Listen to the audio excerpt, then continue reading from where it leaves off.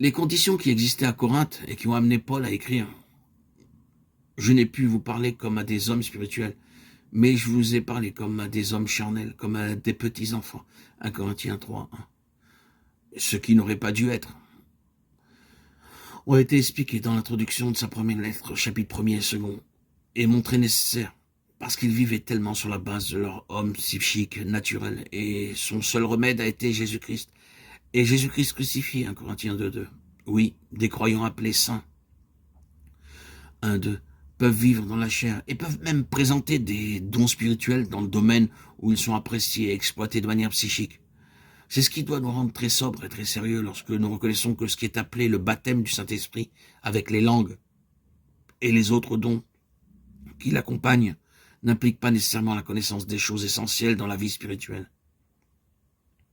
C'est pourquoi Paul doit enseigner à ceux qui avaient fait de telles expériences la signification réelle du baptême de la croix,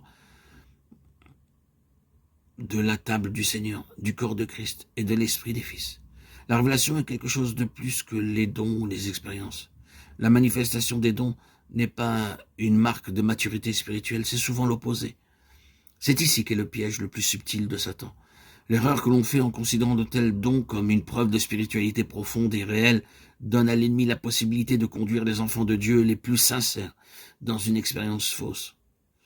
La croix, profondément appliquée à l'homme naturel, est la seule base sûre qui nous préserve de voir dans les choses purement psychiques une imitation apparemment merveilleuse de ce qui est spirituel.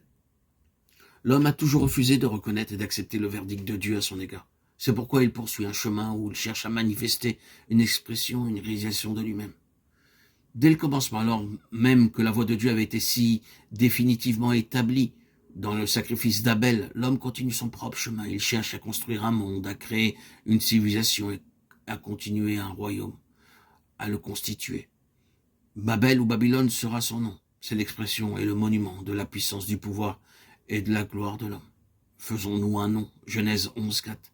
N'est-ce pas ici la grande Babylone que j'ai bâtie? Daniel 4, 30. Ainsi, l'homme s'enorgueillit, il se développe et il s'impose. Oui, c'est un monde merveilleux qu'il a produit. Et il le dépasse désormais de beaucoup. Il n'arrive plus à le maîtriser. Plein de merveilles, oui, mais plein de tragédies. Il marche rapidement vers sa dissolution et ses propres productions effaceront sa civilisation. Il a mis en mouvement quelque chose qui, par sa propre force, a échappé à ses mains. Il faudra que Dieu intervienne pour abréger les jours de cette fin, sinon aucune chair ne serait sauvée. Matthieu 24, 22. C'est là ce qui se présente immédiatement à l'horizon.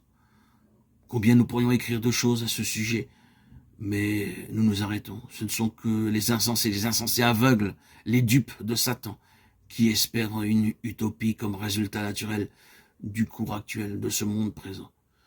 La civilisation n'a fait qu'accentuer l'essence ou la sensibilité de l'âme. Et déjà, nous connaissons quelque chose de ce que signifient les hommes rendront l'âme de frayeur. Luc 21, 26.